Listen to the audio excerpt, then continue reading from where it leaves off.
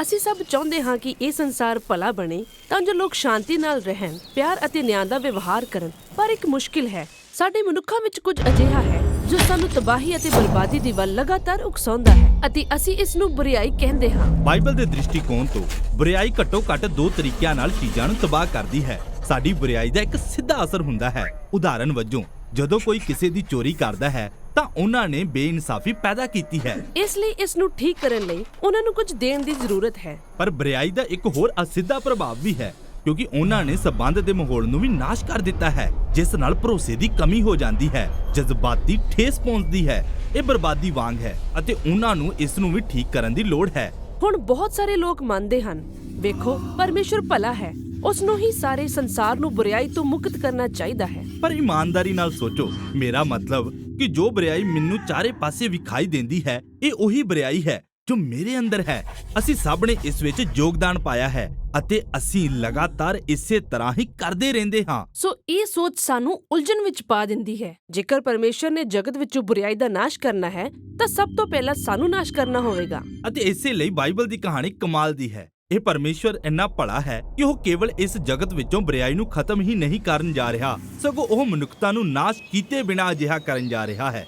ਤਾਂ ਉਹ ਅਜਿਹਾ ਕਿਵੇਂ ਕਰਨ ਜਾ ਰਿਹਾ ਹੈ? ਵੇਖੋ, ਬਾਈਬਲ ਦੀ ਕਹਾਣੀ ਦੀ ਸ਼ੁਰੂਆਤ ਵਿੱਚ ਹੀ ਸਾਡੀ ਜਾਣ ਪਛਾਣ ਪਸ਼ੂਆਂ ਦੇ ਬਲੀਦਾਨ ਨਾਲ ਹੁੰਦੀ ਹੈ, ਜੋ ਕਿ ਮੈਂ ਜਾਣਦਾ ਹਾਂ ਕਿ ਕੁਝ ਅਜੀਬ ਲੱਗਦਾ ਹੈ, ਪਰ ਇਸਰਾਏਲੀਆਂ ਦੇ ਲਈ ਇਹ ਪਰਮੇਸ਼ਵਰ ਦੇ ਨਿਆਂ ਅਤੇ ਕਿਰਪਾ ਦਾ ਸ਼ਕਤੀਸ਼ਾਲੀ ਚਿੰਨ੍ਹ ਹੈ। ਸੋ ਯਾਦ ਰੱਖੋ, ਸੰਸਾਰ ਵਿੱਚ ਜੋ ਵੀ ਬੁਰਾਈ ਹੈ ਉਸ ਵਿੱਚ ਮੇਰਾ ਵੀ ਯੋਗਦਾਨ ਹੈ। ਇਸ ਲਈ ਮੈਨੂੰ ਸੰਸਾਰ ਵਿੱਚੋਂ ਕੱਢ ਦੇਣਾ ਚਾਹੀਦਾ ਹੈ, ਪਰ ਪਰਮੇਸ਼ਵਰ ਨੇ ਮੇਰੇ ਬਦਲੇ ਇਸ ਜਾਨਵਰ ਦੀ ਜਾਨ ਲੈਣਾ ਚੁਣਿਆ ਅਤੇ ਉਹ ਜਾਨਵਰ ਚਿੰਨ੍ਹ ਵਜੋਂ ਮੇਰੀ ਜਗ੍ਹਾ ਤੇ ਮਰਦਾ ਹੈ। ਅਤੇ ਇਸ ਲਈ ਬਾਈਬਲ ਦਾ ਸ਼ਬਦ ਪ੍ਰਾਸ਼ਚਿਤ ਹੈ, ਜਿਸ ਦਾ ਅਰਥ ਹੈ ਕਿਸੇ ਦੇ ਕਰਜ਼ ਨੂੰ ਢੱਕਣਾ। ਪਰ ਇਸ ਵਿਧੀ ਦਾ ਦੂਜਾ ਹਿੱਸਾ ਵੀ ਹੈ। ਯਾਦ ਕਰੋ, ਬੁਰਾਈ ਦੇ ਕਾਰਨ ਆਪਸੀ ਰਿਸ਼ਤਿਆਂ ਵਿੱਚ ਗੜਬੜੀ ਆਉਂਦੀ ਹੈ ਅਤੇ ਬਾਈਬਲ ਵਿੱਚ ਇਸ ਵਿਚਾਰ ਦਾ ਵਰਣਨ ਧਰਤੀ ਨੂੰ ਪਲੀਤ ਜਾਂ ਗੰਦਾ ਅਤੇ ਉਸ ਨੂੰ ਅਸ਼ੁੱਧ ਬਣਾਉਣ ਦੇ ਰੂਪ ਵਿੱਚ ਕੀਤਾ ਗਿਆ ਹੈ।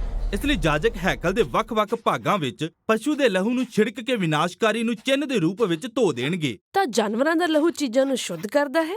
ਖੈਰ, ਯਾਦ ਰੱਖੋ ਕਿ ਇੱਕ ਚਿੰਨ੍ਹ ਹੈ ਅਤੇ ਇਹ ਇੱਕ ਅਜਿਹਾ ਚਿੰਨ੍ਹ ਹੈ ਜਿਸ ਦੇ ਅਸੀਂ ਆਦੀ ਨਹੀਂ ਹਾਂ। ਲਹੂ ਜੀਵਨ ਨੂੰ ਦਰਸਾਉਂਦਾ ਹੈ ਅਤੇ ਲਹੂ ਦਾ ਛਿੜਕਿਆ ਜਾਣਾ ਇਹ ਦਰਸਾਉਂਦਾ ਹੈ ਕਿ ਕਿਵੇਂ ਪਰਮੇਸ਼ਵਰ ਉਹਨਾਂ ਦੇ ਸਮਾਜ ਵਿੱਚ ਬੁਰਾਈ ਦੇ ਇਹਨਾਂ ਅਪਰਤੱਖ ਨਤੀਜਿਆਂ ਨੂੰ ਦੂਰ ਕਰ ਰਿਹਾ ਹੈ। ਬਾਈਬਲ ਵਿੱਚ ਇਸ ਪ੍ਰਕਿਰਿਆ ਨੂੰ ਸ਼ੁੱਧੀਕਰਨ ਕਿਹਾ ਜਾਂਦਾ ਹੈ ਅਤੇ ਇਸ ਤਰ੍ਹਾਂ ਹੈਕਲ ਅਤੇ ਉਹ ਦੇਸ਼ ਇੱਕ ਸ਼ੁੱਧ ਸਥਾਨ ਬਣ ਜਾਂਦਾ ਹੈ ਜਿੱਥੇ ਪਰਮੇਸ਼ਵਰ ਅਤੇ ਉਸ ਦੇ ਲੋਕ ਮਿਲ ਕੇ ਸ਼ਾਂਤੀ ਨਾਲ ਰਹਿ ਸਕਦੇ ਹਨ। ਤਾਂ ਇਹ ਵਿਧੀ ਪਰਮੇਸ਼ਵਰ ਅਤੇ ਇਸਰਾਏਲ ਦੇ ਵਿਚਕਾਰ ਸਭ ਗੱਲਾਂ ਠੀਕ ਕਰ ਦਿੰਦੀ ਹੈ। ਅਤੇ ਇਸ ਤੋਂ ਵੀ ਜ਼ਿਆਦਾ, ਇਹਨਾਂ ਚਿੰਨ੍ਹਾਂ ਦੇ ਦੁਆਰਾ ਇਸਰਾਏਲੀ ਪਰਮੇਸ਼ਵਰ ਦੇ ਪਿਆਰ ਅਤੇ ਕਿਰਪਾ ਦਾ ਅਨੁਭਵ ਕਰਦੇ ਹਨ ਅਤੇ ਮਾਫ ਕੀਤੇ ਜਾਣ ਦੇ ਦੁਆਰਾ ਆਦਰਸ਼ ਦੇ ਰੂਪ ਵਿੱਚ ਇਹ ਉਹਨਾਂ ਨੂੰ ਪਿਆਰ ਅਤੇ ਕਿਰਪਾ ਕਰਨ ਵਾਲੇ ਲੋਕ ਬਣਾਉਣ ਲਈ ਵੀ ਮਜਬੂਰ ਕਰੇਗਾ। ਠੀਕ ਹੈ, ਇਹ ਇੱਕ ਮਿਸਾਲ ਹੈ, ਪਰ ਅਜਿਹਾ ਹਮੇਸ਼ਾ ਨਹੀਂ ਹੁੰਦਾ। ਜੀ ਹਾਂ, ਉਦਾਹਰਨ ਵਜੋਂ ਯਸ਼ਾਇਆ ਨਬੀ ਨੇ ਆਪਣੀ ਕਿਤਾਬ ਵਿੱਚ ਇਸ ਬਾਰੇ ਬਹੁਤ ਦੱਸਿਆ ਹੈ। ਉਹ ਆਪਣੀ ਕਿਤਾਬ ਦੀ ਸ਼ੁਰੂਆਤ ਇਹ ਕਹਿ ਕੇ ਕਰਦਾ ਹੈ ਕਿ ਇਸਰਾਏਲ ਦੁਆਰਾ ਲਗਾਤਾਰ ਚੜਾਏ ਜਾਣ ਵਾਲੇ ਬਲੀਦਾਨ ਅਰਥਹੀਨ ਹੋ ਚੁੱਕੇ ਹਨ, ਕਿਉਂਕਿ ਉਹ ਵੀ ਆਪਣੇ ਵਿਚਕਾਰ ਬੁਰਾਈ ਨੂੰ ਇਜਾਜ਼ਤ ਦਿੰਦੇ ਹਨ,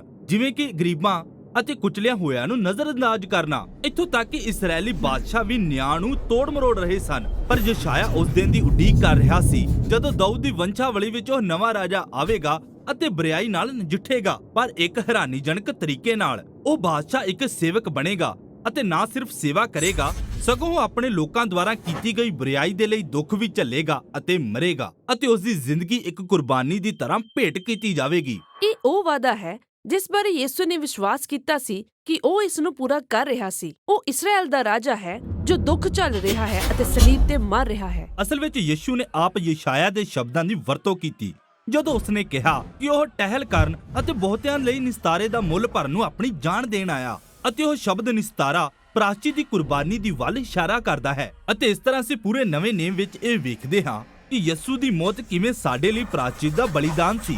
ਇਸ ਨੇ ਉਸ ਕਰਜ਼ੇ ਨੂੰ ਢੱਕਿਆ ਜੋ ਮਨੁੱਖ ਉਸ ਦੀ ਦੁਨੀਆ ਵਿੱਚ ਸਾਰੀਆਂ ਬੁਰਾਈਆਂ ਅਤੇ ਮੌਤ ਵਿੱਚ ਯੋਗਦਾਨ ਪਾਉਣ ਲਈ ਪਰਮੇਸ਼ਵਰ ਦੇ ਦੇਣਦਾਰ ਹਨ। ਪਰ ਨਵੇਂ ਨੇਮ ਦੇ ਲੇਖਕ ਯਿਸੂ ਦੀ ਮੌਤ ਨੂੰ ਸ਼ੁੱਧੀਕਰਨ ਪ੍ਰਦਾਨ ਕਰਨ ਵਾਲੇ ਜ਼ਰੀਏ ਵਜੋਂ ਵੀ ਦੱਸਦੇ ਹਨ। ਤਾਂ ਅਸੀਂ ਯਿਸੂ ਦੇ ਲਹੂ ਨੂੰ ਉਸ ਦੇ ਜੀਵਨ ਦੇ ਚਿੰਨ੍ਹ ਦੇ ਰੂਪ ਵਿੱਚ ਸੁਣਦੇ ਹਾਂ, ਜਿਸ ਦੇ ਵਿੱਚ ਸਾਡੇ ਅਤੇ ਸਾਡੇ ਆਲੇ ਦੁਆਲੇ ਦੀ ਬੁਰਾਈ ਦੁਆਰਾ ਪੈਦਾ ਹੋਈਆਂ ਗੜਬੜੀਆਂ ਨੂੰ ਧੋ ਕੇ ਸ਼ੁੱਧ ਕਰਨ ਦੀ ਤਾਕਤ ਹੈ। ਇਸ ਲਈ ਅਸੀਂ ਹੁਣ ਪਰਮੇਸ਼ਵਰ ਦੇ ਨਾਲ ਸ਼ਾਂਤੀ ਨਾਲ ਰਹਿ ਸਕਦੇ ਹਾਂ। ਸੋ ਯਿਸੂ ਦੀ ਮੌਤ ਦੇ ਪਿੱਛੇ ਦਾ ਇਹੀ ਅਰਥ ਹੈ, ਪਰ ਕਹਾਣੀ ਵਿੱਚ ਕੁਝ ਹੋਰ ਵੀ ਹੈ। ਹਾਂ, ਨਵਾਂ ਨੇਮ ਇੱਕ ਜ਼ੋਰਦਾਰ ਦਾਅਵਾ ਕਰਦਾ ਹੈ ਕਿ ਯਿਸੂ ਦੀ ਮੌਤ ਆਖਰੀ ਗੱਲ ਨਹੀਂ ਸੀ, ਉਹ ਮੁਰਦਿਆਂ ਵਿੱਚੋਂ ਜੀ ਉੱਠਿਆ ਅਤੇ ਇਸ ਲਈ ਇਹ ਉਹ ਬਲੀਦਾਨ ਹੈ ਜਿਸ ਨੇ ਮੌਤ ਅਤੇ ਬੁਰਾਈ ਦੀ ਤਾਕਤ ਨੂੰ ਤੋੜ ਸੁੱਟਿਆ, ਜਿਸ ਦਾ ਮਤਲਬ ਹੈ ਕਿ ਉਹ ਜਿਉਂਦਾ ਹੈ ਤਾਂ ਕਿ ਆਪਣਾ ਜੀਵਨ ਹਰੇਕ ਉਸ ਮਨੁੱਖ ਨੂੰ ਦੇਵੇ ਜੋ ਇਸ ਨੂੰ ਮੰਨਣ ਲਈ ਤਿਆਰ ਹੈ, ਕਿਉਂਕਿ ਉਹ ਇੱਕ ਅਜਿਹਾ ਸੰਪੂਰਨ ਬਲੀਦਾਨ ਹੈ ਜਿਸ ਦੀ ਵੱਲ ਪਿਛਲੇ ਸਭ ਬਲੀਦਾਨ ਇਸ਼ਾਰਾ ਕਰ ਰਹੇ ਸਨ। ਇਸ ਲਈ ਯਿਸੂ ਦੇ ਕਾਰਨ ਪਹਿਲੇ ਮਸੀਹੀਆਂ ਨੇ ਜਾਨਵਰਾਂ ਦੇ ਬਲੀਦਾਨ ਦੀ ਵਿਧੀ ਵਿੱਚ ਭਾਗ ਲੈਣਾ ਬੰਦ ਕਰ ਦਿੱਤਾ। ਪਰ ਉਹਨਾਂ ਨੂੰ ਨਵੀਆਂ ਵਿਧੀਆਂ ਦਿੱਤੀਆਂ ਗਈਆਂ।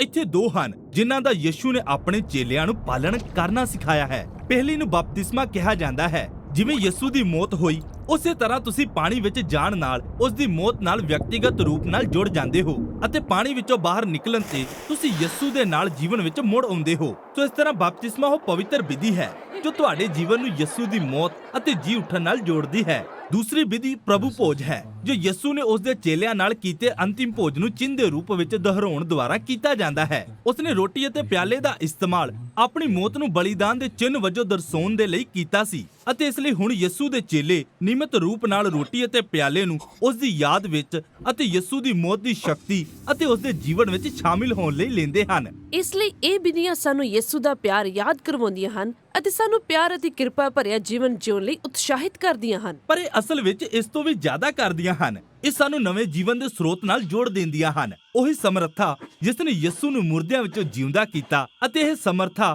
ਸਾਡੇ ਜੀਵਨ ਵਿੱਚੋਂ ਬੁਰਾਈ ਨੂੰ ਦੂਰ ਕਰ ਸਕਦੀ ਹੈ ਅਤੇ ਸਾਨੂੰ ਅਜਿਹੇ ਲੋਕਾਂ ਵਿੱਚ ਤਬਦੀਲ ਕਰ ਸਕਦੀ ਹੈ ਜੋ ਪਿਆਰ ਅਤੇ ਸ਼ਾਂਤੀ ਦਾ ਜੀਵਨ ਜਿਉਂਦੇ ਹਨ।